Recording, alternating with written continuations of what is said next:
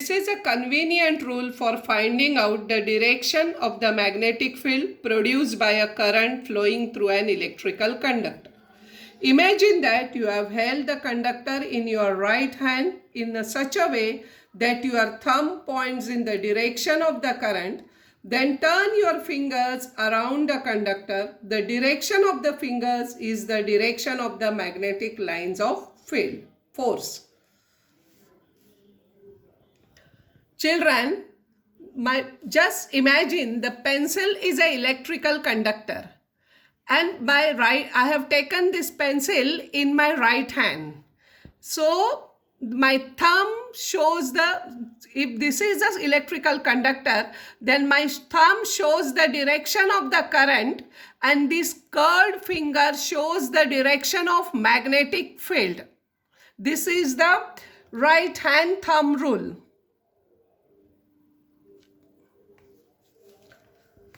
The right hand thumb rule is called Maxwell's corkscrew rule. What is the corkscrew rule?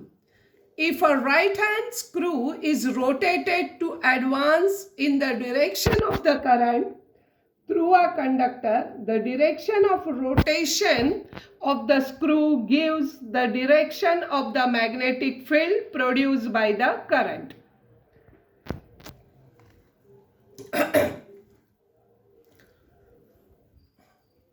Magnetic field produced by current through a circular loop of a conducting wire. We learned about the magnetic lines of force of a magnetic field produced by a current flowing through a straight conductor. What will happen to the magnetic lines of force of the field produced by a current flowing through a loop made by bending the straight wire? A circuit is completed by connecting various components as shown in the figure. If the current passes through the loop, magnetic lines of force are produced at each point on the loop. As we go away from the wire, the concentric circles, these are the concentric circles representing the magnetic lines of force, it will become bigger. These concentric circles will become bigger and bigger. As we go towards the center of the loop, the circle becomes so big that its arc can be shown as the straight line. Okay? These arcs can be shown as the straight line. In this figure, the magnetic lines of force are shown near the points P and Q only. However, they will be created near each point on the loop. Likewise, each point will produce magnetic field at the center of the loop. By making use of the right hand thumb rule, check that every point on the loop contributes the magnetic lines of force at the center of the loop, and these lines of force at the center of the loop are in same direction.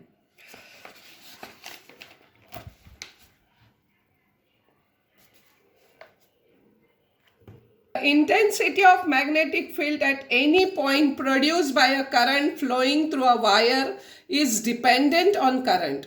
As we have seen in the experiment, this means that if there are n turns of the loop, the magnetic field n times of that produced by a single loop will be created.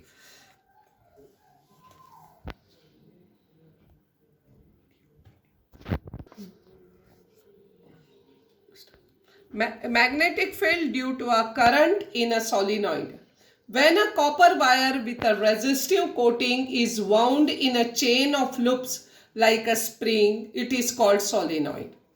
Whenever an electric current passes through a solenoid, magnetic lines of force are produced in the pattern. See, these are the magnetic lines are produced. You are aware of the magnetic lines of force of a bar magnet. The properties of the magnetic field of a solenoid are very similar to the magnetic field produced by the bar magnet. One of the open ends of the solenoid acts as a magnetic north pole and the other as the magnetic south pole. The magnetic lines of force inside the solenoid are parallel to each other. What does this mean? This means that the intensity of the magnetic field within the solenoid is uniform everywhere. That is, the magnetic field in the solenoid is uniform.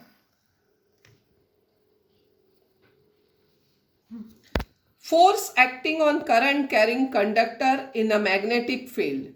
So you have to do the experiment. Materials, that is a flexible copper wire, stand, electric cell, a horseshoe magnet with a strong magnetic field. Then procedure, using the stand, fix the copper wire so that it passes through the poles of the horseshoe magnet as is shown in the figure. And whenever a current is not flowing through the wire, it remains the same. And when the current flows from top to bottom, the wire bends and comes into the position of C.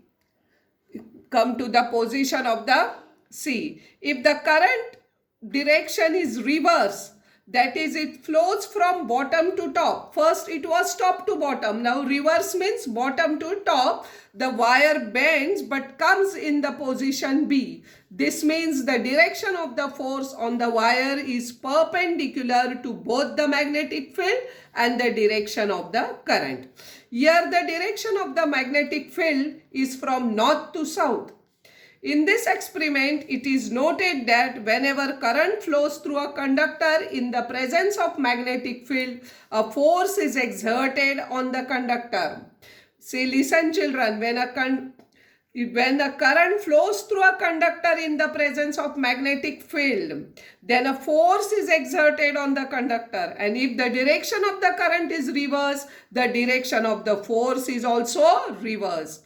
And if the magnet is kept reverse, that is, its south pole is brought at the position of its north pole and the north pole is taken to the position of the south pole, then what will happen? The above experiment clearly shows that the force is exerted on the current carrying conductor. The direction of this force depends on both the direction of the current and the direction of magnetic field.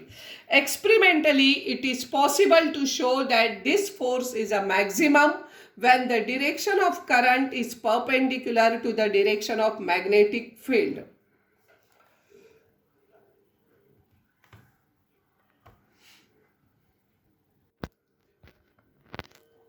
Fleming's left-hand rule.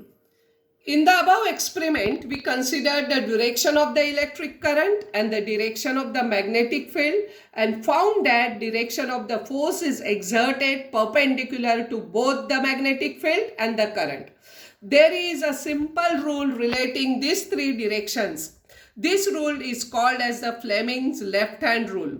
According to this rule, the left hand thumb, the index finger and the middle finger are stretched so as to be perpendicular to each other. If the index finger is in the direction of the magnetic field and the middle finger points to the direction of the current, then the direction of the thumb is the direction of the force on the conductor. See, thumb is the direction of the force. This finger, that is the index finger, shows the direction of the magnetic field, and here the middle finger shows the direction of the current. See, all are perpendicular.